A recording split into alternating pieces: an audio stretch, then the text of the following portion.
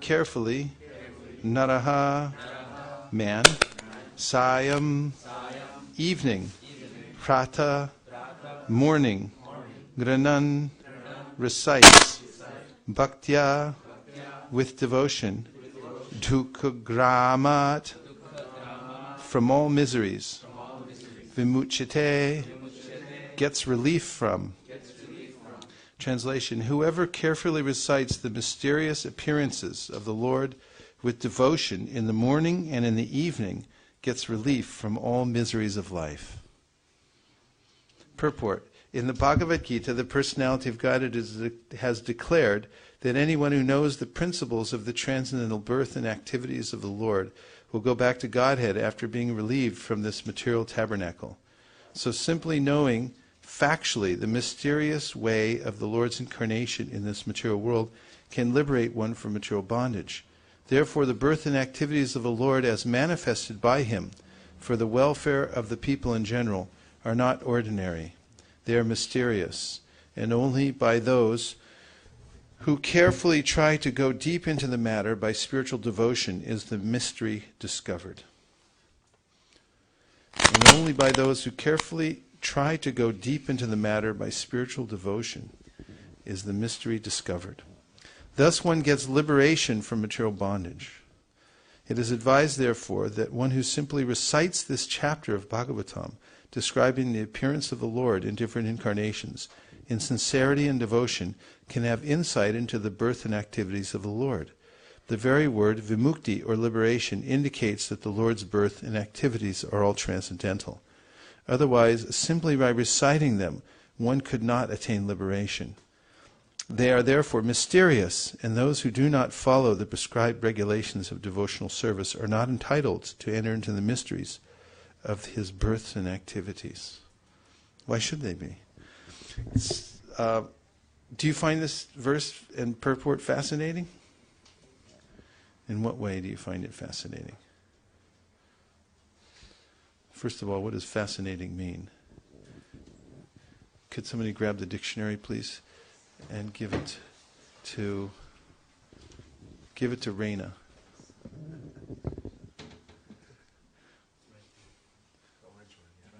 No, that's Sanskrit dictionary. That's one. Raina, please look up fascinating. Like to fasten yourself to something, right? Krishna is the attractor. Yes, Shraddha Devi Dasi. That's Canto 1, Chapter 3, text number 29. 1-329. Hare Krishna.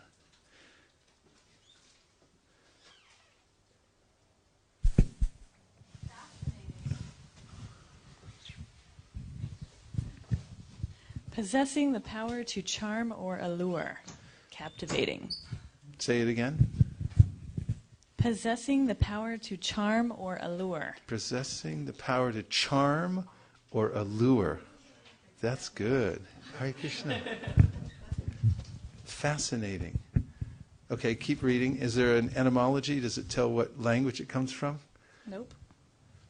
There's fascination, Okay. which is the power of fascinating. The condition of being fascinated. That's the noun form.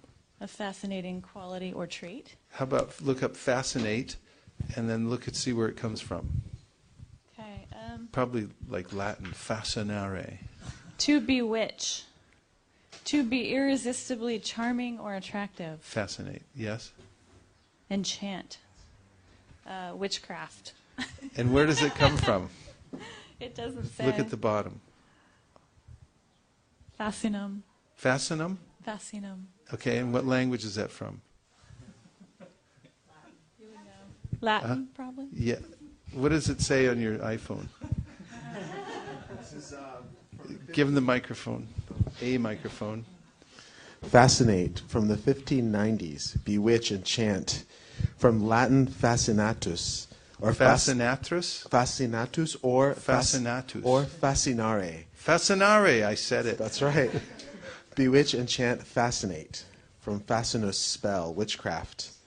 Of uncertain origin. And what does fascinare mean? In bewitch, enchant, or fascinate. Fascinare.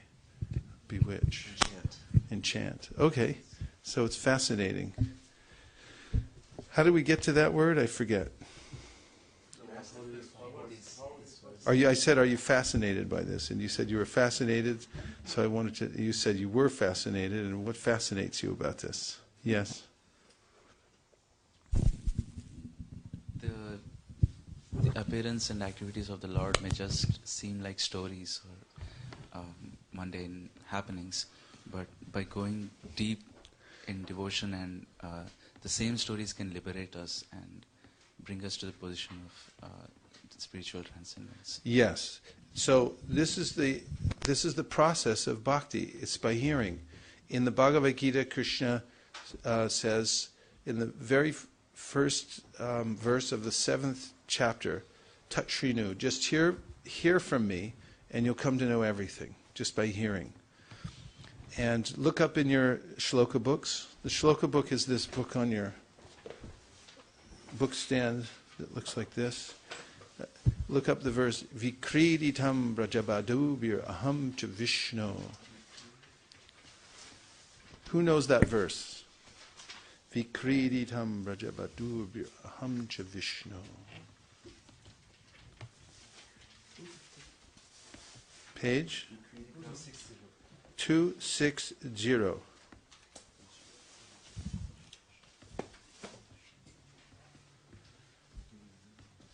Huh? Where? 260. Okay. 260. Vikriditam Brajabadur Biraham Cha Vishno Shradhan Vito Nashinuyad Atavarna Yedya Bhaktim Param Bhagavati Pratilabhya Kamam Hridroga Mashva Pahinot Yachare Nadhira. The translation is, anyone who faithfully hears or describes the Lord's playful affairs with the young gopis of Vrindavan will attain the Lord's pure devotional service. Thus he will quickly become sober and conquer lust, the disease of the heart. This is a very famous and important verse, and it goes to the point here that just by hearing about the Lord's pastimes, which are mysterious and fascinating, they are not ordinary, they're transcendental. It's not, as you said, like hearing ordinary stories. By just giving oral reception to the transcendental pastimes of the Lord, there will be a change of the heart. Hrid rogam ashvapahinot yacharena dhira, this verse says. Hrid rogam. Hrid means the heart, and the rogam means, it sounds like rogue. It's the disease of the heart, that the weaknesses of heart that keep me captivated or fascinated by the material energy. And the material energy is a reflection of the spiritual world. The spiritual world is substantial. The material world is insubstantial. It's here today, gone tomorrow. Everything's in flux. All our relationships are changing. Whatever wealth I accumulate here, it will be redistributed. It's out of my hands, really.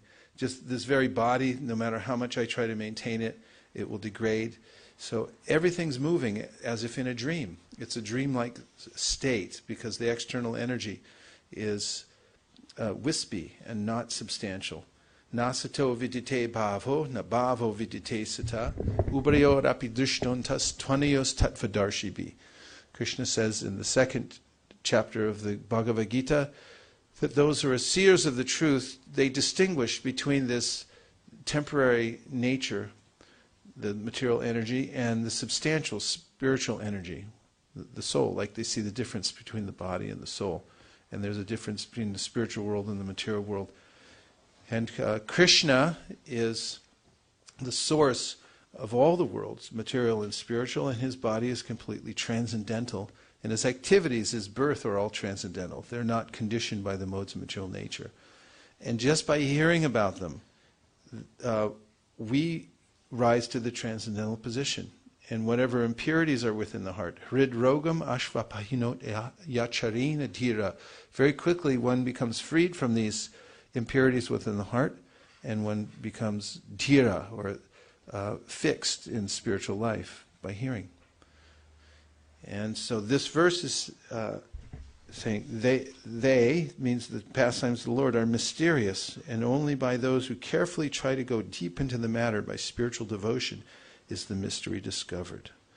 Thus one gets liberation from material bondage. It is advised, therefore, that one who simply recites this chapter of Bhagavatam describing the appearance of the Lord in different incarnations in sincerity and devotion can have insight into the birth and activities of the Lord. Just by reciting it means you take the time to recite it and listen. And just by doing that, you'll notice the effect. It's like medicine. When you go to the doctor, she may give you a packet of powder and say, here, just take this. And they say, what's in it? And you say, well, I don't have time to explain everything. I went to pharmacology school and I know, but you just take it. And if you trust the doctor and the doctor comes recommended and you take the medicine, then you'll feel the effect. Even if you don't understand exactly what's in the medicine or how it works, it may be a mystery to you. Recently when I was in Vrindavan, I got some rash on my foot. I was amazed that I didn't get it 20 years earlier because I've been walking around barefoot in India. It always amazes me that I don't catch some horrendous thing, but I usually don't. But I got some rash on my foot, and it didn't go away, so I went to the doctor. He didn't speak English, and I had no idea what he prescribed. I couldn't even read the script, but I was told, go to this doctor, so I did, and then I was told, go to that pharmacy, and I did, and they didn't speak English either, but I handed them the script, and they filled my prescription and handed me the pills, and on faith, I went home and took them. I thought, this could kill me, but I think it probably won't, because I trust the people who told me to go to the doctor, and he had a sign on the door and everything. So I took it, and the rash went away. And so I may not understand exactly, the whole process, but as we were saying before, if I take on the authority of the Vedas, if I take on faith, this is the process. Others are saying, yeah, there's the doctor, go to the doctor. That's the script. No, that's it. Take it. And what's in it? Well, you don't have time. Take it or die. Take it, and then it's cured. So this is mysterious. We don't know what's in the packet, and so it just seems mysterious to me. So it's being said here. It's guyam. It's secret. It's a secret thing, but it's revealed. It comes out and reveals itself to you if you take the time to take the medicine. So in the morning and the evening, if you regulate your life around this principle of hearing transcendental sound, you'll find you may not immediately realize the personality of Godhead and see Him face to face, but you will immediately feel relief from the pangs of material existence, mysteriously. There are so many anxieties that come along with just going from here back to your house. Like there's so many impulses that are coming, and probably your phone will ring 3 times before you get home. We're surrounded by all kinds of distractions in this day and age, from within and without. And the only possible way to get tangible relief is transcendental solution. And you'll feel that by hearing these pastimes, by just taking the time to sit down, allocating some time and saying, I'm going to hear about Krishna during this period of time. Then you'll immediately feel relief. You'll feel something's different. Now I'm free from anxiety. And this is described in the Bhagavatam as just like eating food. You know for yourself you're becoming satisfied. So when you take bona fide spiritual medicine, then you'll also feel the effect that you're becoming cured. And that's encouraging. When you feel results of any medicine and your disease starts to subside, you become encouraged. You will even become an advocate. Yeah, you should take this too. People run around, take it, this is really good. Have you tried the product yet? They get some kind of vitamin or something that makes their mother's wrinkles fell off or something, and they'll go around on TV. It's like, yeah, you got to try the product. So you got to try the product. This is the product, and if you take it and you feel the result, then you'll know for yourself. You won't have to take it on faith. You'll begin to experience right away the alleviation of the symptoms of the disease. So that's important. And therefore we sing these mantras and we recite them, and if you regulate your life around this principle of hearing, no matter where you are, what situation you're in, you can be living in a trailer, doing a movie shoot, but if you keep the transcendental vibration going in any situation, then you'll be insulated from the effects of the material nature. And gradually, the medicine will have such effect that one will experience and see the spiritual world. And Chaitanya Mahaprabhu describes this as a process of watering a seed. The seed is planted in the heart for bhakti. And then as we water it, and what is that called? Shravanadi Jal. Shravana means hearing, and adi means and all the other processes of bhakti that go along with it, like hearing and chanting and remembering and praying and things like that. There's 9 processes. Shravan adi. And jal means water. So when you have a garden, you have to water it. When you have a seed, if you just water it a little bit, then gradually it'll grow. So Chaitanya Mahaprabhu said, you get the seed of bhakti by some kind of special mercy. And then by watering that seed, then it'll grow. And where does it grow? It'll grow all the way through this universe. You may be sitting at a cubicle in, what is it? Oracle? One of the most hellish places on earth, from what I can understand. Oracle equals hell. Sorry, Larry. You can be sitting in a cubicle in Oracle, but if you water the seed, it'll grow out of Oracle, out of the Oracle building, penetrate the smog layer above the San Francisco Bay Area, and all the way through the coverings of the universe, and you'll be transcendental. Mam chayo vyabhicharina bhakti yogena sevate sagunan samatityaitan brahmabhuyaya kalpate. By the transcendental seva, by doing seva, you rise above the modes of material nature and come to the level of Brahman. And so by watering the creeper, it grows, and it actually penetrates the universe, which is no small task, to get out of the covered walls of the universe. And the Viraja river is described as, there's this mysterious river that is the demarcation between the material and the spiritual world. It's a neutral zone. It's completely neutral. There's no modes of material nature in it, but there's no transcendental quality to it either. You break through that viraja, and then into the spiritual sky, the reality, where reality, that's the source of all reality. Prastasmat tu bhavanyo vyakto vyaktat sanatana. Yaksak sarveshu bhuteshu. Last line. Nashyatsu na vinashyati. Means once you reach that transcendental abode that's permanent, it doesn't have the characteristic of this material world that's being churned. It's like if you go to the beach down by Half Moon Bay and you just sit there for a whole day, you'll notice that sometimes the beach is visible and other times it isn't. There are tide pools, and when the tide goes out, you can see everything, and when the tide comes back in, everything's underwater. The material world's like that also.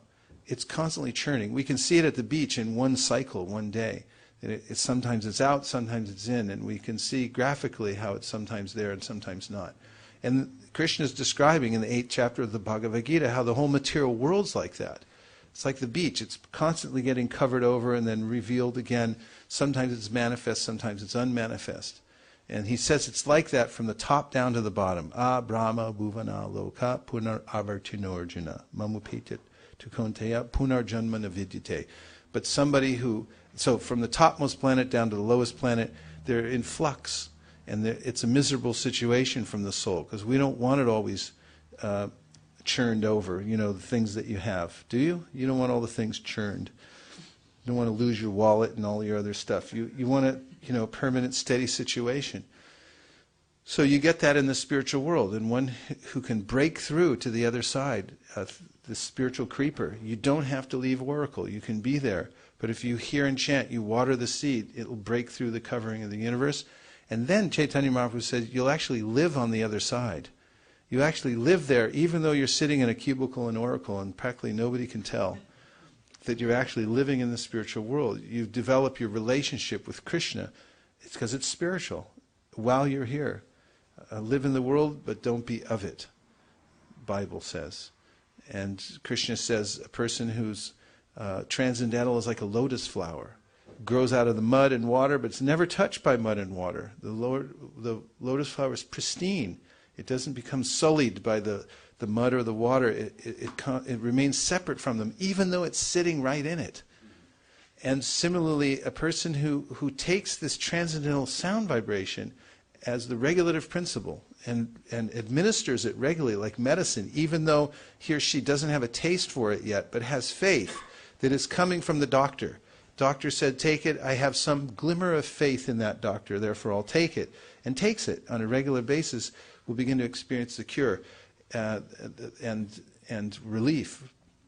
And gradually, it will be profound, so profound that I'm not living in this world, although I'm sitting here physically, I've penetrated the spiritual world and I've developed a relationship with Krishna. Even in that state, Chaitanya Mahaprabhu says one must go on watering. Even though I've reached that position, the watering must go on. That's how important this Shravanadi Jal is. That means regulative hearing and chanting. This is the beginning of all spiritual life, is to hear the transcendental sound. And you can tell anyone that's doing that, you can see it in their eyes. You look and you see, oh, you're hearing. Because you're not weighed down. Even though you're in the middle of it, you can see the face is the index of the mind. And Nyaya Shastra says this. You look at somebody's face, you look at their eyes, and you can tell. That's why when you go in Sankirtan, you're out to spread this to other people. If you've been hearing and chanting, they'll look at you and they'll say, all right, they'll turn around and stop and say, what do you got? Because everyone knows. They look in your eyes and they say, you've got something. What is that? Someone said in Washington, D.C., there's such a thing as commission breath. You know what that means? Commission breath? It means somebody wants to sell you something. They want a commission. They want something for themselves and they're trying to sell it to you. Their breath smells like commission. It's like garlic breath. Somebody walks in the room with a little garlic and like, ew, okay, let's move over a little bit. And somebody who wants something out of you, commission breath. They walk in and they start talking to you and you go, okay, I got to go. And so those who don't have commission breath, in other words, they don't want anything for themselves. They're not trying to take something from another. So many people said this about Srila Prabhupada when he came. They said he wasn't trying to exploit us. In fact, Rock Scully, he was the manager of the Grateful Dead and one of the first employees of Owsley Stanley. If those names don't mean anything to you, consider yourself fortunate.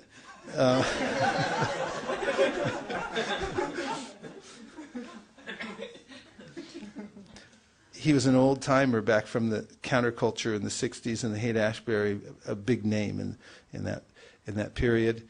And so he was, Shyamasundar interviewed him recently for his book he's writing about Prabhupada in the early days of the counterculture and how Prabhupada came into that. Said that Rock Scully said, we saw a lot of swamis, yogis, and other spiritualists come into the scene, he said, and he said Prabhupada was different because he was one of us. He actually came and lived with us, and he related to us on our level. And they could feel that he didn't want anything from them, except for them to become better, to improve, and to get the best thing. And when we have that, then people look at us, they'll see it in their eyes, and it reflects in our life. And we become free from the entanglement of material life. When I want something for myself, there's a catch-22. It means I have to be a debtor. And when you're a debtor, you got to work hard in this material world. And when you become free from any desires for yourself, then you're no longer a debtor. You get to be free and work for everybody.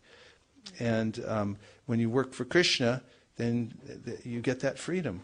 That's what we all want, is that freedom to actually just fully express our spiritual love for Krishna and all living beings. That's happiness. And we don't want slavery. Slavery is what we get in the material world by being obligated. So we have to give up this the stingy material desires that I have to keep this one little corner for myself. And this can be done by degrees.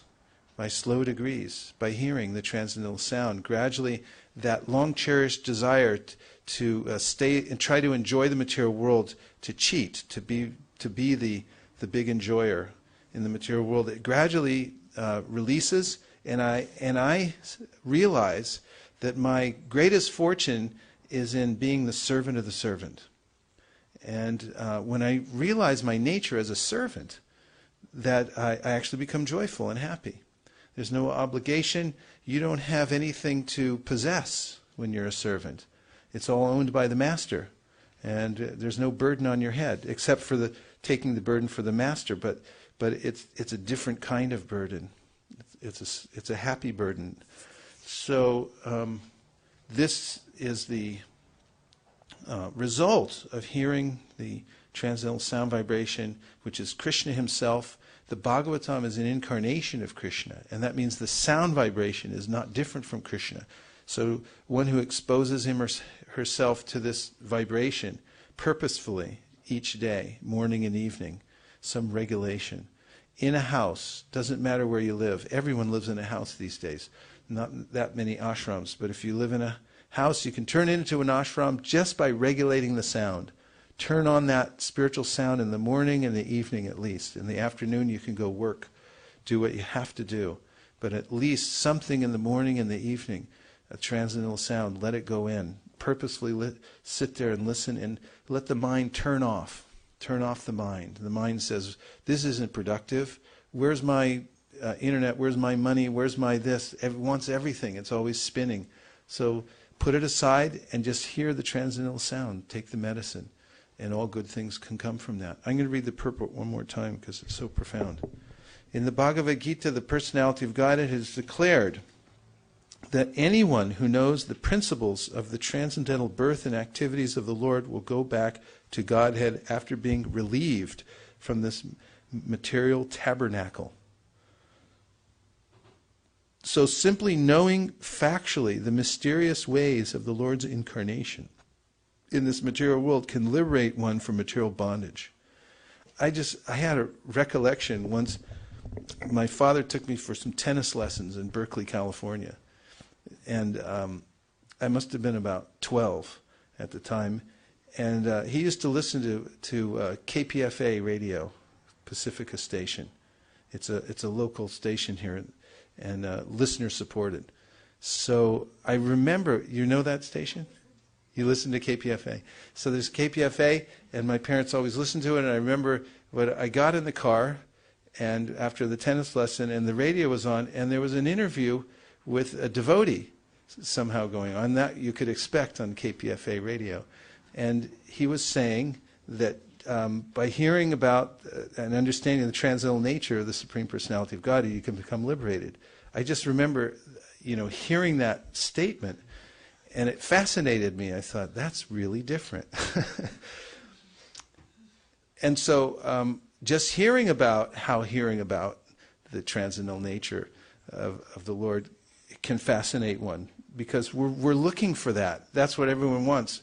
I want to go to Brown University because I want to hear something, right? Why else would I go to Brown University? Do you know where it is? I think it's in Vermont. It's in Rhode Island. Did you go to Brown University? No. Okay. That's Rhode Island, that's right. Lokajaksha Prabhu went to Brown University. He was telling me about that. In Rhode Island. Why would I go to Brown University? I want to hear something that'll liberate me. Right? Don't I? I want to hear something that'll give me an edge in life. So when I heard this topic, it said, you get the real edge in life if you hear the transcendental nature of the Lord and the act. That's the real edge. That's what you want to hear. Whatever they tell you at Brown, you might get some material edge, that you can get ahead in one way or the other. But everyone wants to go somewhere and hear something because it will give them an edge. Why else would they go there? Some edge, some happiness, something. That's why I'm listening.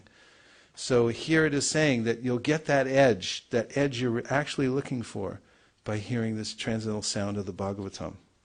So simply knowing factually the mysterious ways of the Lord's incarnation in this material world can liberate one from material bondage. Therefore, the birth and activities of the Lord as manifested by Him for the welfare of the people in general are not ordinary. They are mysterious, and only by those who carefully try to go deep into the matter by spiritual devotion is the mystery discovered. Thus one gets liberation from material bondage. It is advised, therefore, that one who simply recites this chapter of Bhagavatam, describing the appearance of the Lord in different incarnations, in sincerity and devotion, can have insight into the birth and activities of the Lord. I wonder, after hearing that sentence, who wouldn't want to reorganize their life now at the beginning of the year and say, I'm going to hear that chapter. Can I read it again? It is advised, therefore, that one who simply recites this chapter of Bhagavatam, describing the appearance of the Lord in different incarnations in sincerity and devotion, can have insight into the birth and activities of the Lord. Partial answer to your quandary about what does it mean to know the Lord in truth? How do you do it? How, if you have all material desires, how do you actually come to the level? And here, just with sincerity, simply recite it and listen to it. You can recite the Hare Krishna Maha Mantra and just listen to it carefully. And it acts. It's like medicine. It acts. The very word vimukti, or liberation, indicates that the Lord's birth and activities are all transcendental. Otherwise, simply by reciting them, one could not attain liberation. They are therefore mysterious, and those who do not follow the prescribed regulations of devotional service are not entitled to enter into the mysteries of his births and activities. What does that mean? Let's discuss that for a second. May we? I'll read it again. They are therefore mysterious, and those who do not follow the prescribed regulations of devotional service are not entitled to enter into the mysteries of his births and activities. All right. What does it mean? That you're not entitled if you don't follow the regulations of devotional service. What does entitled mean? What's that? Got to pay your dues. Could you expound on that? Give her the microphone. This is practical realization you have because you've attained things in your life and you paid your dues, right? Give her the mic. Raina in the back. Oh, could you just say what you said? You don't have to expound. You just have to pay your dues. You have to pay your dues. Yeah. Nice. In the vernacular, you got to pay your dues. Entitled. Verb. To give a legal right or just claim to receive or do something. Second meaning, give a particular title. A legal right. Okay, this brings us to an important verse from the Bhagavatam, which describes who has a legal right to go back to Godhead. Do you know what verse I'm thinking of right now? Exactly. Very good. Tatenu kampam susamikshamano punjana evatma kritam vipakam hridvagva purvir vidadam namaste jiveta yo mukti padesa. Daya bak is a legal term. And this is a loophole in the Shastra. You should look into it. You get yourself an attorney. It's like, I found out how to go back to Godhead. Here it is. Sadaya bak is a legal term, and it means that you inherit, you become an inheritor of the kingdom of God if you do what? Tate anukampam susamikshamano. If you patiently wait for the Lord's mercy to come down to you, all the while tolerating whatever miseries and suffering come from material life. In other words, you don't try to get out of it, material life, by adjustment. You don't try to readjust the situation. You simply take it as, this is my karma playing itself out, and it's coming as the Lord's mercy to keep me in an alert stage, a state of consciousness that this material world is not my home. All the while, simply praying for the Lord's mercy to descend, expecting it actually, that it will come. The full mercy of the Lord will come, even though right now I'm plowed under by the miseries of material life, by all kinds of material desires going across the screen of my mind constantly. Still, I remain in my position of devotion, despite whatever happens to me, despite how I get plowed under, in all circumstances, I stay in that condition. That person, it says legally, will inherit the kingdom of God. Sadaya bak, a legal term. So it's just like the son of a rich person, rich man. He has one duty, and that is to stay alive. Because if he stays alive and survives his father, then he inherits. That's the idea of Sadaya Bhak.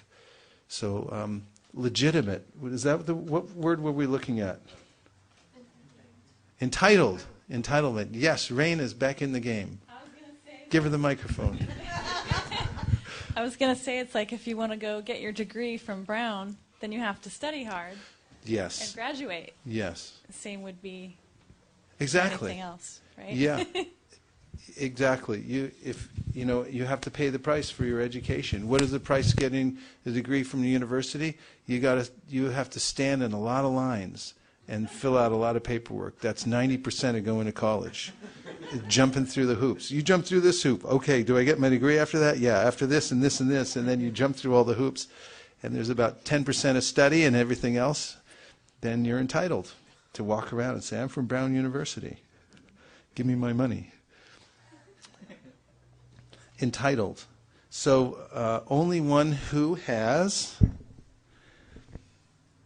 followed, it's in the negative, those who do not follow the prescribed regulations of devotional service are not entitled to enter into the mysteries of his births and activities. What else about that?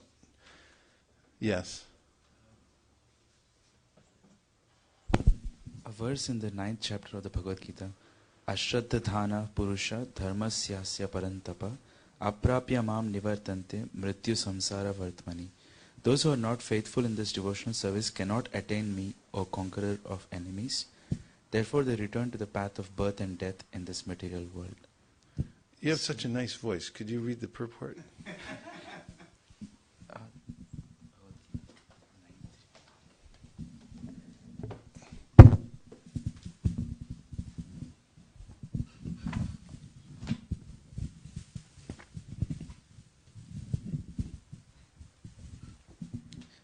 The faithless cannot accomplish this process of devotional service. That is the purport of this verse. Faith is created by association with devotees. Unfortunate people, even after hearing all the evidence of Vedic literature from great personalities, still have no faith in God. They are hesitant and cannot stay fixed in the devotional service of the Lord. Thus faith is a most important factor for progress in Krishna consciousness. In the Chaitanya Charitamrita, it is said that faith is the complete conviction that simply by serving the Supreme Lord, Sri Krishna, one can achieve all perfection. That is called real faith. As stated in the Srimad Bhagavatam, Canto 4, Chapter 31, Text 14, Yata taror mula nisechanena tripyanti tatskanda bhujopa shakha pranaupaharach cha yatendriyanam tathaiva sarvarhanam achutechya. By giving water to the root of a tree, one satisfies its branches, twigs and leaves, and by supplying food to the stomach, one satisfies all the senses of the body. Similarly, by engaging in the transcendental service of the Supreme Lord, one automatically satisfies all the demigods and all other living entities. Therefore, after reading Bhagavad Gita, one should promptly come to the conclusion of Bhagavad Gita. One should give up all other engagements and adopt the service of the Supreme Lord, Krishna, the personality of Godhead. If one is convinced of this philosophy of life, that is faith. Now the development of that faith is the process of Krishna consciousness. There are 3 divisions of Krishna conscious men. In the 3rd class, there are those who have no faith. Even if they are officially engaged in devotional service, they cannot achieve the highest perfectional stage. Most probably they will slip after some time. They may become engaged, but because they haven't complete conviction and faith, it is very difficult for them to continue in Krishna consciousness. We have practical experience in discharging our missionary activity that some people come and apply themselves to Krishna consciousness with some hidden motive, and as soon as they are economically a little well situated, they give up this process and take to their old ways again. It is only by faith that one can advance in Krishna consciousness. As far as the development of faith is concerned, one who is well versed in the literatures of devotional service and has attained the stage of firm faith is called a first-class person in Krishna consciousness. And in the 2nd class are those who are not very advanced in understanding the devotional scriptures, but who automatically have firm faith that Krishna Bhakti or service to Krishna is the best course, and so in good faith have taken it up. Thus they are superior to the 3rd class who have neither perfect knowledge of the scriptures nor good faith, but by association and simplicity are trying to follow. The 3rd class person in Krishna consciousness may fall down, but when one is in the 2nd class, he does not fall down. and for the first-class person in Krishna consciousness, there is no chance of falling down. One in the first class will surely make progress and achieve the result at the end. As far as the third-class person in Krishna consciousness is concerned, although he has faith in the conviction that devotional service to Krishna is very good, he has not yet gained adequate knowledge of Krishna through the scriptures like Srimad Bhagavatam and Bhagavad Gita. Sometimes these third-class persons in Krishna consciousness have some tendency towards Karma Yoga and Jnana Yoga, and sometimes they are disturbed.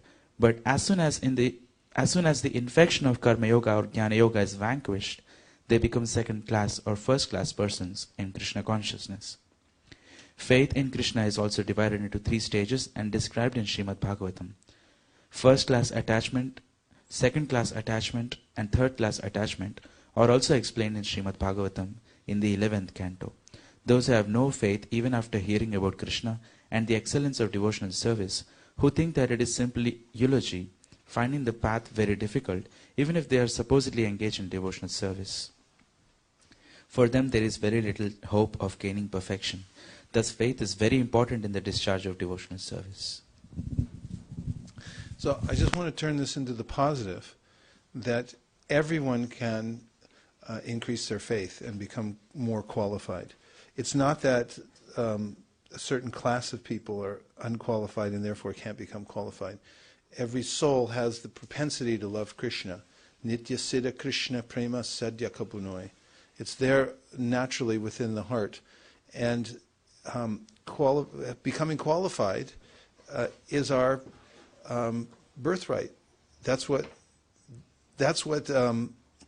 a living entity has an impetus for, unless infected by the lower modes of nature like ignorance. In ignorance, I may lose my impetus to become more qualified and just think, okay, I'm down, so what? Who cares? This is the influence of ignorance. In rajas, in passion, I try to become qualified for so many things. I become president of my class at school, and then I think now I have to become the mayor of the city, and after I'm mayor I want to become governor, and after governor I want to become a senator, and after senator I want to become president, and there's no end to it.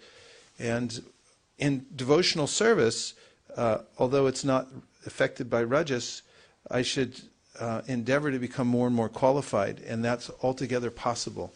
Tasyaiva hetu prayateta kovido na labhyate yad brahmatam upariyada. Narada Muni suggests that trying for material qualification is not ultimately useful, because whatever stage I attain will be whisked away by time anyway. But if I try for spiritual qualification, I will be successful, and I'll never lose whatever advancement I make. It will never go in vain. So we should try to qualify ourselves. It is possible. And it is the process of devotional service to become more and more qualified. Yadrishi shraddha siddhir bhavati tadrishi. The more I qualify myself by increasing faith, this shraddha, which is very specifically described, Shraddha Shabde Bishwas Kahi Sudreda Nishchoy Krishna Bhakti Koile Sarva Karma Krita Hoy. As mentioned in the purport we just heard, this Shraddha means that I have an increasing faith that as I direct my attention towards the process of Krishna Bhakti, I'll attain all other things. Everything else comes from that. Dharma, Artha, Kama, Moksha. This means Dharma, religious activities, Artha, the material gain, Kama, sense gratification, Moksha. All these things are mentioned that they simply become maidservants to Bhakti. They're all included. The Bhakta is not even interested in them. And liberation, what to speak of liberation, Bhakta is not interested. All those things that are desired by other people are waiting to serve a person who's engaged in devotional service. Means that if I simply do bhakti, that I'll attain all things. As Krishnadas Kaviraj heard in a dream from Lord Nityananda, he said, go to Vrindavan, there you will attain all things. Vrindavan means devotional service. It means to perform devotional service constantly. And so by doing devotional service, I will attain all things. This is faith. And by that is what we mean by faith, by increasing the faith. Yadrishi, yadrishi, shraddha, siddhir, bhavati, tadrishi. And as that faith thickens, I advance in devotional service. My perfection, my siddhi in devotional service becomes more and more pronounced. This is the subject of the nectar of devotion, the increasing of faith and coming closer to Krishna. And Vishwanath Chakravarti Thakur has given elaborate commentary on that progression, which describes how one first comes to have a little bit of faith, and then from that little bit of faith one associates with devotees. From that one takes up the process of devotional service. From that one begins the battle of getting rid of unwanted things within the heart. And then one comes to steadiness in devotional service. And then one comes to have a taste for devotional service, a positive taste. In other words, it tastes better than anything else. There's no more competition. And then there's an attachment to it that intensifies, and it becomes an emotional experience. And then one comes to prema. When one comes to prema, then all of the emotions that you can imagine that you have in this world for, say, an attachment for another person, the expression of that people call love in this world, where there's an infatuation, where you can't stop thinking about another person, or you become so attached to relatives or such when one dies and leaves the world, then emotionally you're crushed, and so on and so forth. So Vishwanath Chakravarti Thakur describes how all of those are actual, those emotions are not false, except they're just misdirected. However, when one comes to prema, one is dipped in the elixir of devotional service, and all those emotions that we have now become transcendentalized, and they're directed towards Krishna. The intensity doesn't go away; they're simply directed towards the cynosure, the center of all attention, where all our attention is reciprocated, because that's the Supreme Personality of Godhead, Krishna. And so, by hearing and associating with devotees, my faith should thicken, and I should become stronger in faith. And also, as I hear, I'll learn. Everything goes in. When it goes in these ears, it stays in here, and it's accumulated inside. So investment in hearing is very essential for devotional service. And learning how the Shastra works and what's in the Shastra also fortifies us. Tradadhana muneo jnana vairagya yuktaya pasyantyatmani chatmanam bhaktya shuta grihitaya. It means that as we hear and chant and associate with devotees, that faith becomes fortified by the knowledge of the Shastra. It's a fort around my Shraddha. I understand the logic. I understand the profundity of the Shastras and who's putting them forward. I have faith in them, and they protect me. And I know how to protect myself also. As Prabhupada says in the preface to the Srimad Bhagavatam, by learning the Srimad Bhagavatam, one him or herself comes to the perfection of spiritual life, and also is able to stave off the attacks of the atheists or the unfaithful people. We don't become swayed by that because we're so firmly fixed in Scripture and in the logic behind the God and how I'm actually a part and parcel of God and such. That brings one in qualification to the position which is being described here, the first class devotee, the Uttama Adhikari, who has firm faith and also is fortified by Shastra and can explain it to other people. And this is not simply something that falls from the sky.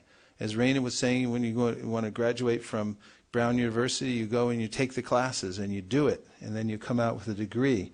So in bhakti, by chanting Hare Krishna and listening sincerely and studying the Srimad Bhagavatam and these other activities, we are meant to qualify ourselves to come to the highest position. It's not that it's just some stamp, or it's not something that some people are qualified for and others aren't. Everyone must become qualified to come to that position. You must. It's the purpose of life. If you don't do it now, you have to do it some other time. So you might as well do it now. Masu Chaha. Don't worry, don't hesitate, Krishna says. Just do it now. Why not? Give it a shot. Because it's mysterious and Krishna's backing it. That should say something. You know, it's backed by Krishna. Money back guarantee. Double your money back. All right, let's hear the verse for the day.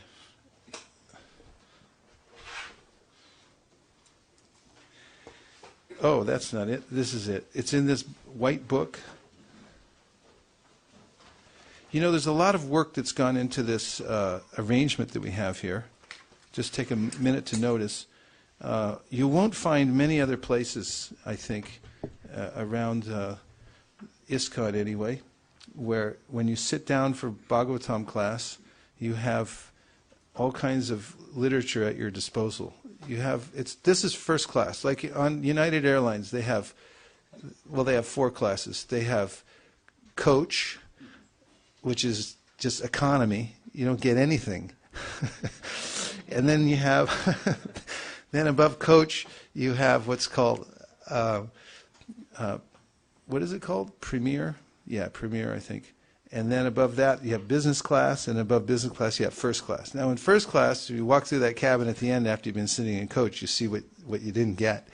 And what you don't get is your own station. They have their own video machine and all kinds of everything.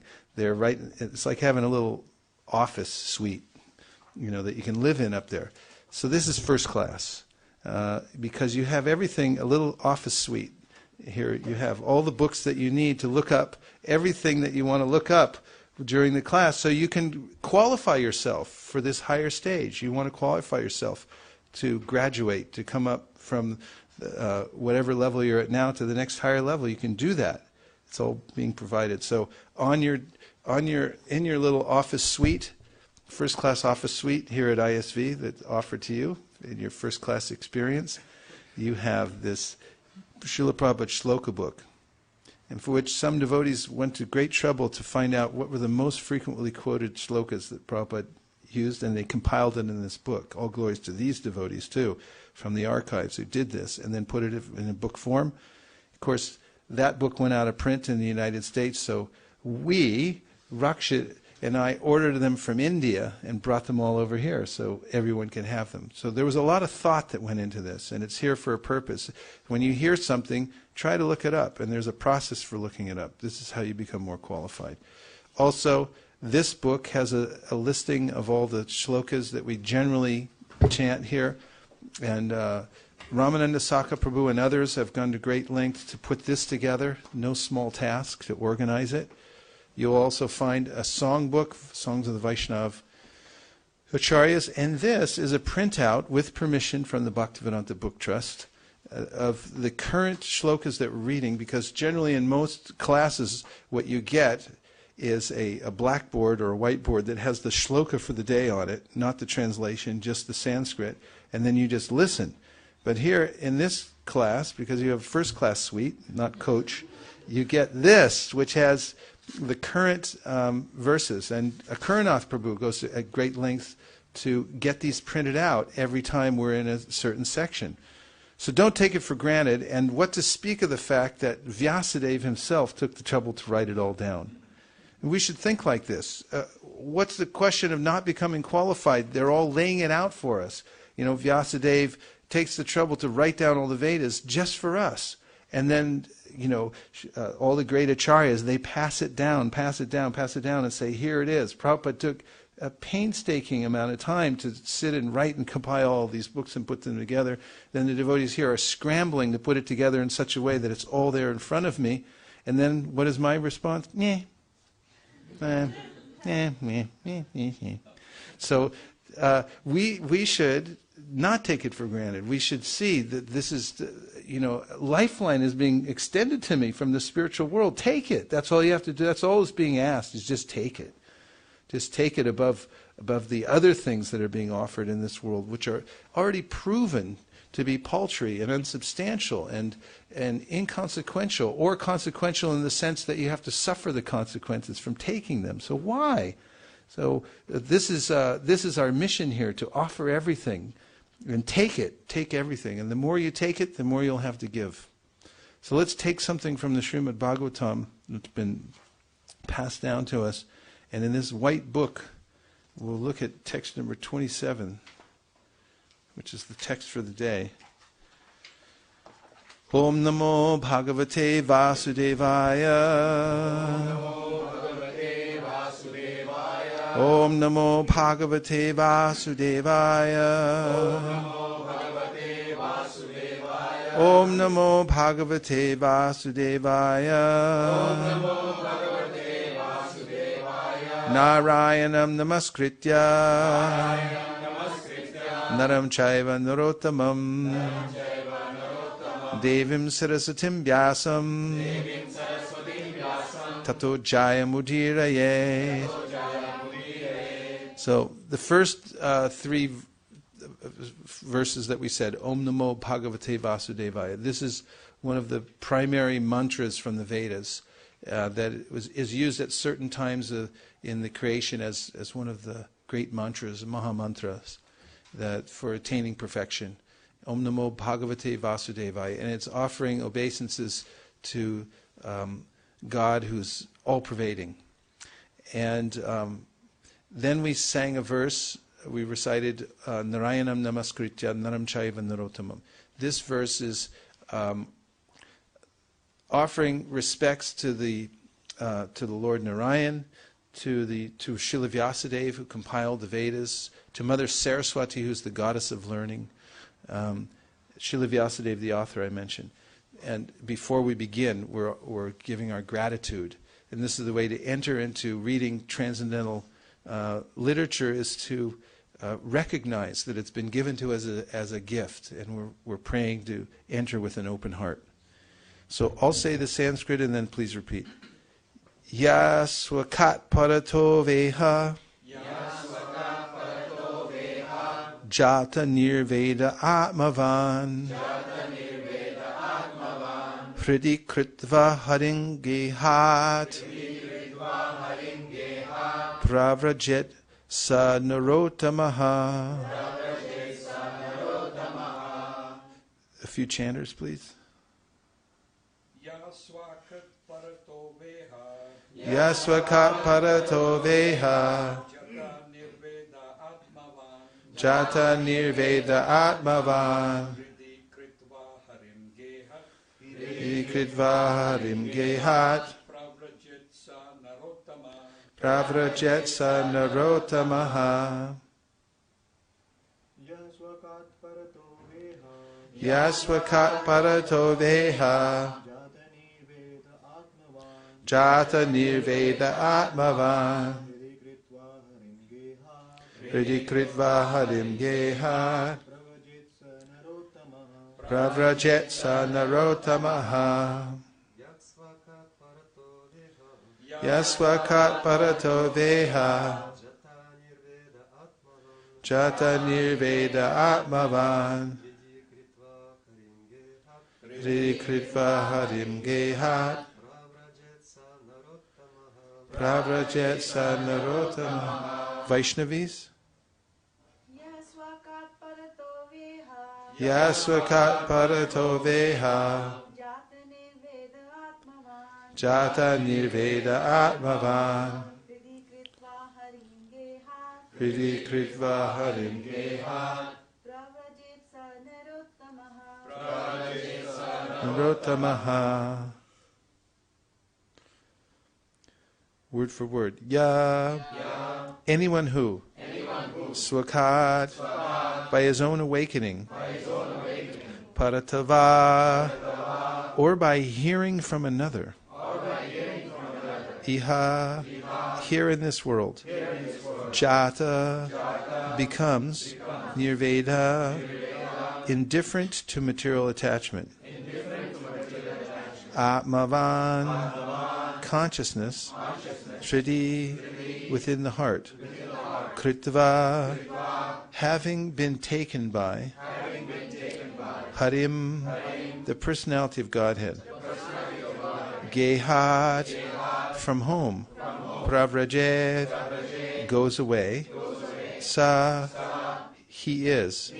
Nara Uttamaha, the first class human being. Before I give the translation and purport, before I read the translation and purport, a little context. In this story, there's a king named Dhritarashtra who was a great king in his own right. He was born blind, and he's one of the main subjects of the Bhagavad Gita because the war was fought because he pushed his sons. He had 100 sons. He pushed them forward, especially one of them, Duryodhana, to rule the kingdom unjustly and cutting in front of the Pandavas, who were meant to take the throne. And it came to a head after some time, and there was this huge war that took place in Kurukshetra. Dhritarashtra and his sons lost the war, but he still, after the war, lived in the house of those who he tried to cheat out of the kingdom and who he waged war against. And he was growing old, and he was dying, and there were symptoms of death coming on. And he had a very well-wishing nephew who came to save him from that situation and brought him out. His name was Vidura, and he came and took him out of the situation in the middle of the night practically, because he knew that he wouldn't give up on his own. He had to very heavily preach to him, to tell him, come out now and use the last part of your life to concentrate on God. So he took him away. He finally went away willingly by hearing this strong preaching of Vidura. He went away to the forest, and there he performed some very intensive kind of yoga practice and attained a certain kind of perfection in this life by doing that, by Vidura's special beckoning for him to come out. So in that context, this is what's being discussed in these verses about coming out of one's situation and attaining a higher position of life. Translation: he is certainly a first-class man who awakens and understands, either by himself or from others, the falsity and misery of this material world, and thus leaves home and depends fully on the personality of Godhead residing within his heart. Please repeat. He is certainly the first-class man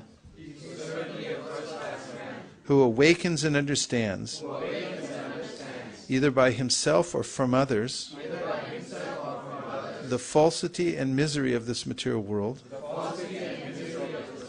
and thus leaves home and depends fully on the personality of Godhead residing within his heart.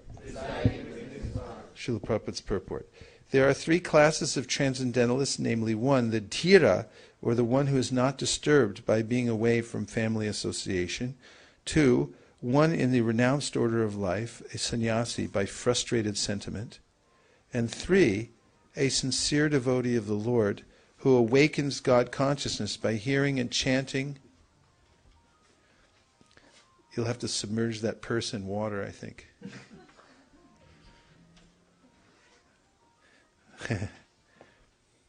Okay.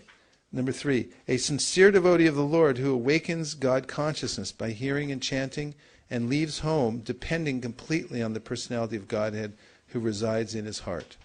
The idea is that the renounced order of life, after a frustrated life of sentiment in the material world, may be the stepping stone on the path of self-realization, but real perfection of the path of liberation is attained when one is practiced to depend fully on the Supreme Personality of Godhead, who lives in everyone's heart as Paramatma.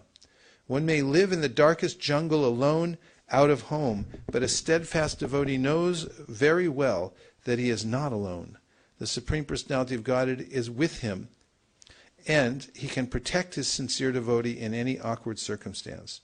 One should therefore practice devotional service at home, hearing and chanting the holy name, quality, form, pastimes, entourage, etc., in association with pure devotees. And this practice will help him awaken God consciousness in proportion to one's sincerity of purpose. One who desires material benefit by such devotional activities can never depend on the Supreme Personality of Godhead, although he sits in everyone's heart. Nor does the Lord give any direction to persons who worship him for material gain. Such materialistic devotees may be blessed by the Lord with material benefits, but they cannot reach the stage of the first-class human being, as above mentioned. There are many examples of such sincere devotees in the history of the world, especially in India, and they are our guides on the path of self-realization. Mahatma Vidura is one such great devotee of the Lord, and we should all try to follow in his lotus footsteps for self-realization. Om Ajnanatirmirandasya Jnananjana Shalakaya Chakshurun Militam Jena Tasmai Shri Gurave Namah. Jaya Shri Krishna Chaitanya Prabhu Nityananda Sri Advaita Gadadhara Srivasadi Gaura Bhaktavinda. Hare Krishna, Krishna Krishna, Hare Hare, Hare Rama, Rama Rama, Hare Hare. Any questions so far about this verse or anything else? Any points that stuck that you'd like to hear more about? Yes, Mayapur Vihari Prabhu. Prabhuji, one small question. Early in the class you mentioned about the importance of hearing, transcendental sound. You suggested morning and evening at least. So, of course, one of course is chanting, other is, listening to some lectures or kirtan. That is included, is that correct? Number one. And when I'm listening to some lecture, my concentration or focus is much more than when I'm chanting. Sometimes feel I progress much more, when I'm listening to some lecture or even reading for that matter. Of course, when I'm chanting, I try to focus, but the mind goes everywhere. So, is it, the question is that at least in the evening when I'm listening to some lecture, is that what I say is also a part of the listening activity? Yes. Yeah, definitely. And some of the things that where you feel that you're not, where your mind's going here and there, you should practice. And you can learn to concentrate more. Concentration you can learn, and that's a good skill to have. But definitely listening to lectures is bona fide process of hearing. Other points? I thought that in reading the purport there were a couple of points that stand out. One is that the material world is full of miseries, and one should not make one's permanent home here. The other point that comes out is that one can turn to Krishna, who is in one's heart as Paramatma, and that he won't grant everything. If you turn to him and want back again material desires, he's not going to grant that. But that turning to him to know the ultimate truth, the absolute truth, that would be possible, and one has a chance ultimately then to turn to him as he is the Savior. With respect to this point about that if one asks for material desires, he won't grant them, that may be qualified to say that Krishna does grant desires of a person who turns to him, but then he may grant them the way he wishes, not necessarily the way that an individual would like the desires to be satisfied. These are some points that I thought stand out in this purport. Thank you. Nice points. Yes. Microphone, quadrant 1. Prabhuji, I was also thinking about the part where they say the person goes and lives in the jungle alone, and that is such a huge leap of faith in Krishna, that you agree to give up everything and you still have that faith that Krishna will take care of you. That doesn't have to be taken as a leap. A leap is, it could mean that there's a long distance to go, and that's why we call it a leap of faith. But by increments, even before one lives in the jungle, the whole world's a jungle, actually. Jungle, if you look up the word jungle, I mean, jungle's used to describe, sometimes say concrete jungle, or, that place was a jungle.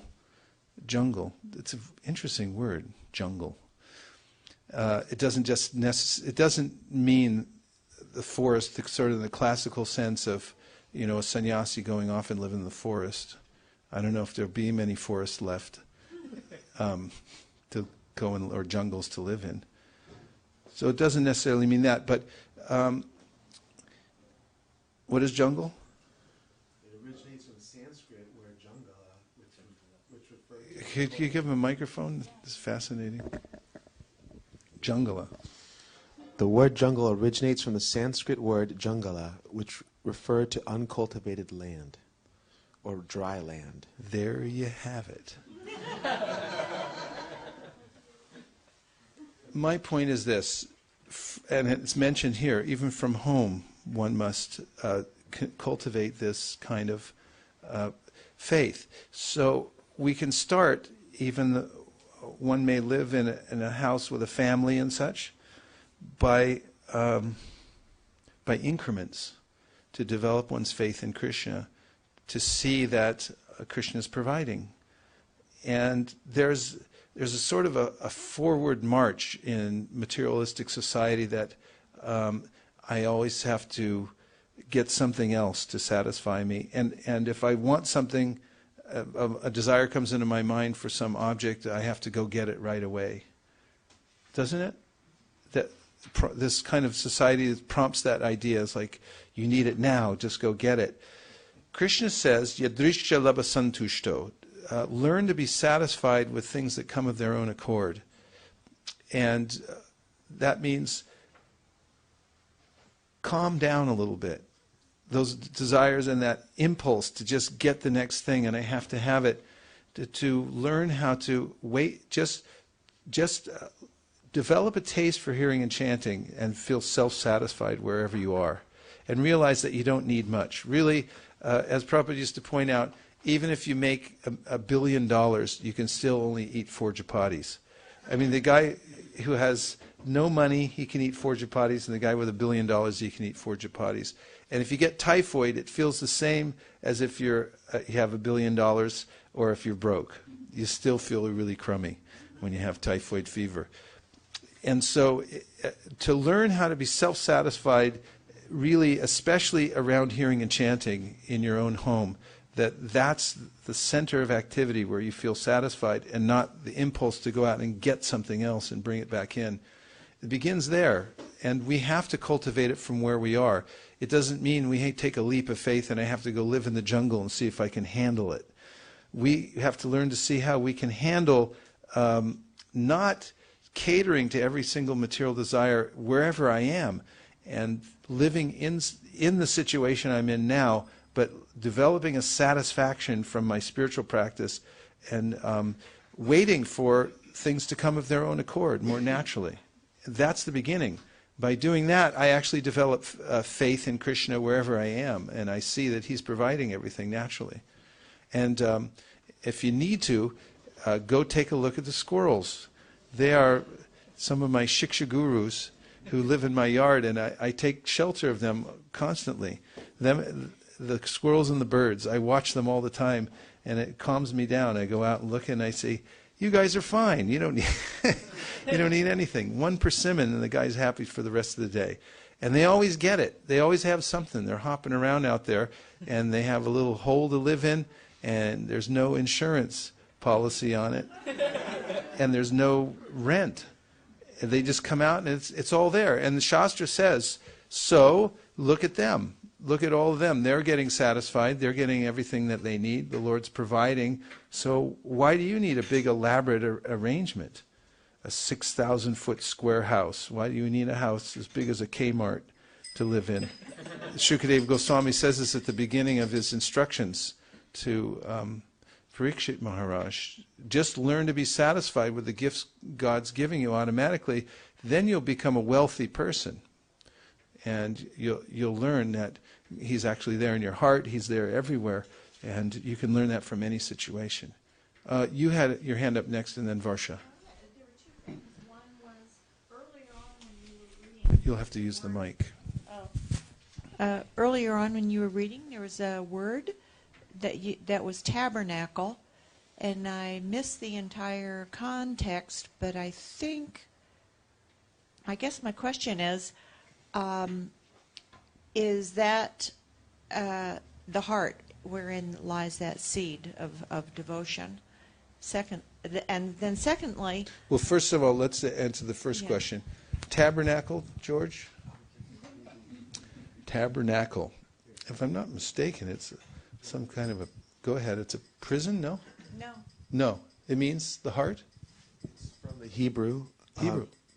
Mishkan, residence or dwelling place. Oh. But it's Tabernacle. a holy dwelling place. It's a holy dwelling place. Okay. Good to know. We got Sanskrit, we got Hebrew. English is a real mix of different languages, isn't it? Okay, so your question about the holy dwelling place? In the context of the reading, is the tabernacle the heart? Is that wherein lies that seed of devotion? Yes. Okay. Yes, the seed is sown in the tabernacle of the heart. This is described as the seat of consciousness. The seat of bhakti is described as being the heart. Krishna mentions many times that He's seated within the heart. Ishvara sarvabhutanam hridera sherjuna tishtati. He says, I'm there within your heart. He says, I give instructions from within the heart. So the heart center is vitally important, that tabernacle. Yeah, good to think of that. And what's the second? When at the end of this reading, one who desires material benefit by such devotional activities can never depend on the Supreme Personality of Godhead, although He sits in everyone's heart. So is that speaking to intent?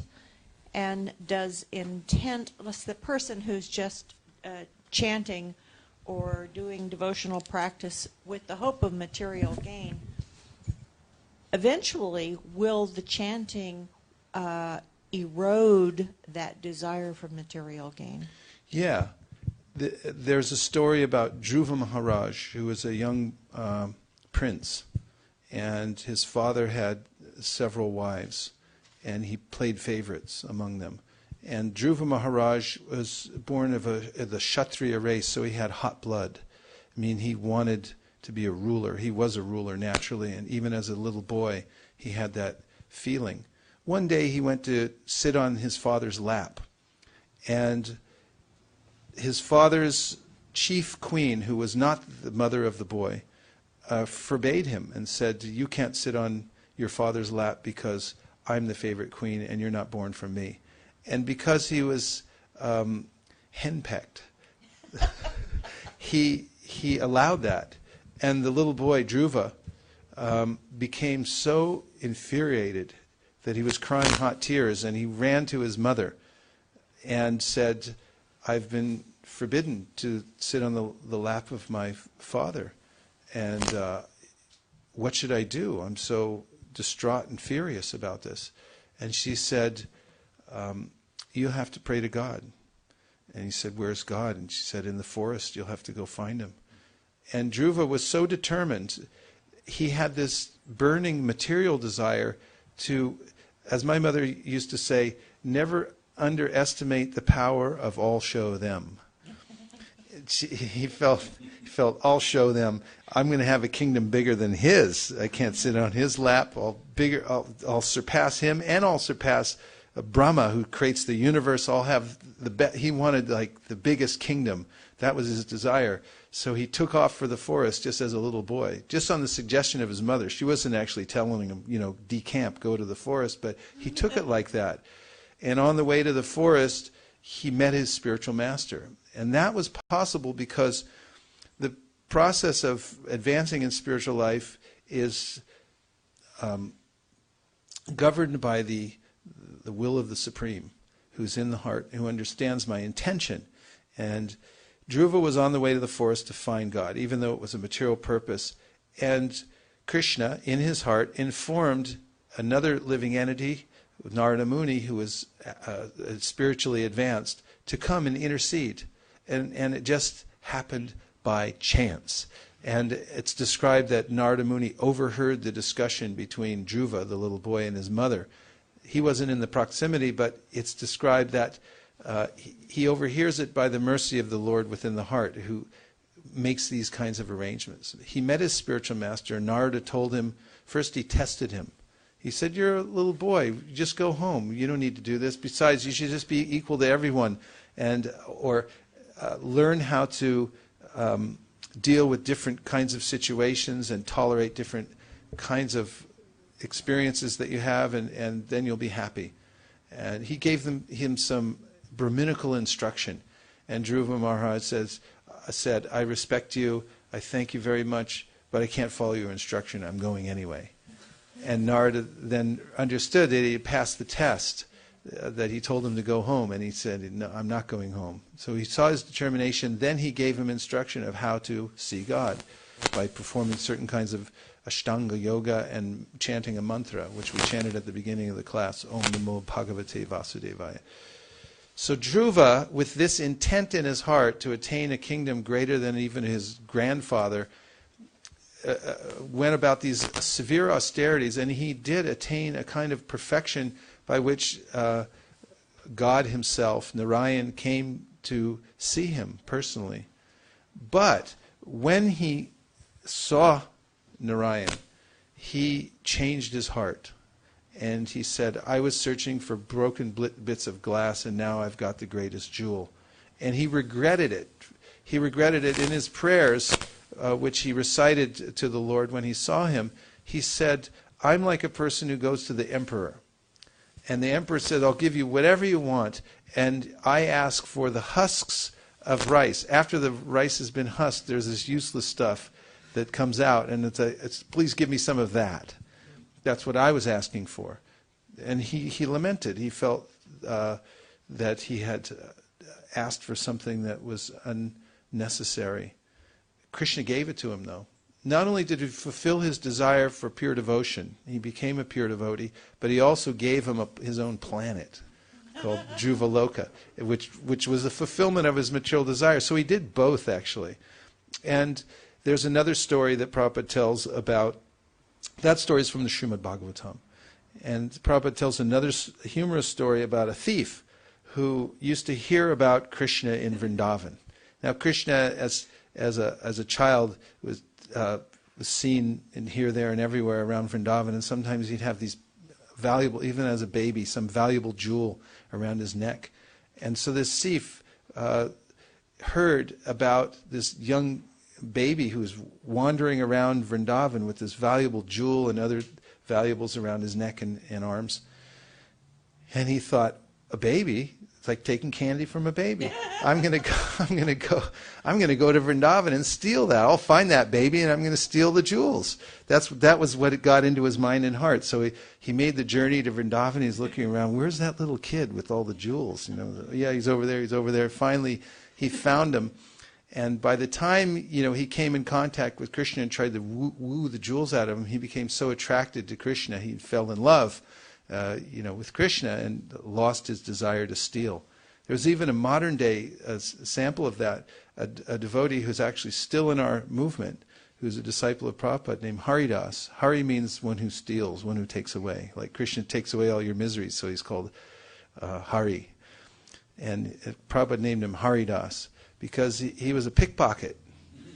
He was expert at going to train stations and other places, and he knew how to extract people's valuables off their, like a wristwatch. He knew how to brush up against you and you walk away and, where's my watch? I had it a minute ago, and he's walking away with it. That's what is his livelihood. So he saw a picture of Prabhupada wearing a watch. Someone had given Prabhupada a watch. Prabhupada didn't wear them very long. Sometimes people would give Prabhupada a valuable watch and then he'd give it away and said, but he saw some picture and he thought, I'm going to go get that. So he came there, and he was living amongst the devotees, trying to figure out a time and a place to steal Prabhupada's watch. And finally, he got some purification, and he went and he told Prabhupada, I came here because I wanted to steal your watch. Prabhupada said, here, take the watch. And then he got initiated later, and he called him Haridas. And he's still among us to tell the story of how that happened. So when we have some material desire, but we approach Krishna, he'll purify us of that material desire. Rakshit Prabhu alluded to that. There are verses from the Bhagavatam in the 5th canto, Satyam Dishati Artito Artitam Nrino, that describe how you may have desire when you approach Krishna for material things and ask for these benedictions. So Krishna will give them to you in such a way that you won't ask for them again. He's expert like that. He knows exactly how to manipulate everything so it comes out in a favorable way.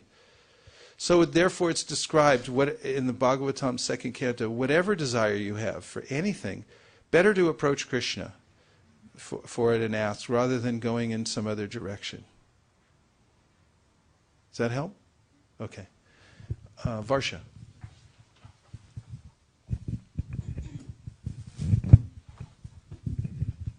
Hare Krishna. Hare Krishna. Prabhuji, we are talking about the desires in the materialistic world. Desiring for your children's success is also materialistic? Depends on your definition of success. Success not exactly in towards Krishna. He is, children, they want success in their life to become something. Like if the child is doing engineering or medicine or anything, he wants to become something in life. So is that also a materialistic desire? To want success in the form of what they want, some kind of material attainment. Yeah. Really, I say we should understand what real success is. And this is in the Bhagavatam described by Narada Muni, that even if you get the whole world and you didn't get Krishna, then you didn't get anything. No success. Whereas if you tried for Krishna consciousness and you were not successful, in other words, you didn't make it all the way. He says, Tyaktva sudharmam charanam bhujam harer bhajana pakvo ta patet tato yadi. And that means tyaktva means to drop everything else. Sudharma means you give up your education at Brown University. And you say, I'm going to become a devotee, like full-time, something like that. Tyaktva sudharmam charanam bhujam harer, and I'm going to worship Krishna. Bhajana pakvo ta patet. Then it says, but you are apakva, which means you weren't ripe yet. And therefore you didn't make it. And you fell down again from that position. Narada Muni says, that's better because you tried for it and you did something. Then if you did your dharma perfectly, you became the top student at Brown University and you made a perfect career, but you never took to Krishna consciousness. He said there's no value in that at all. So Bible says similar thing. What profiteth a man if he gains the whole world but loses his soul? So we should have a clear idea what success is. And if we have that clear idea, and we wish for that, actually it's mandated in the scripture that if you become a mother, a father, a guru, any kind of leader, that the purpose of being any of those things is to lead your dependents out of the cycle of birth and death and allow them to attain liberation. That's success. So, does that answer your question? Yeah, I understand, Prabhuji, that like you say, today's children, they, in spite of telling them that have faith in God, they have faith in God, but they have, you see, their own way of thinking. Only what? They have their own way. You see, they feel having faith just in God is good enough, and not, you see, sitting and chanting, and you see, they don't believe in that.